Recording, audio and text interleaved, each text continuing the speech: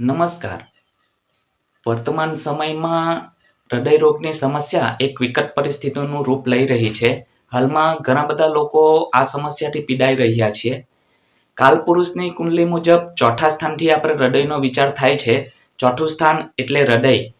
ચોથા સ્થાન કુંડલીમાં પીડિત હોય, ચોથા સ્થાન પર પાપ ગ્રહો બેઠા હોય, ચોથા સ્થાન પર પાપ ગ્રહની દ્રષ્ટિ હોય અથવા ચોથું સ્થાન પાપ મધ્યસ્થમાં હોય તો હૃદય રોગની સંભાવના બને છે.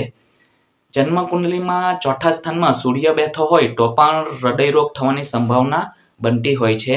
અને જન્મ કુંડલીમાં ચંદ્ર જ્યાં બેઠો હોય ત્યાં શત્રુગ્રહી હોય અથવા તો પીડિત અવસ્થામાં હોય તો પણ હૃદય રોગ થવાની સંભાવના ખૂબ વધી જતી હોય છે.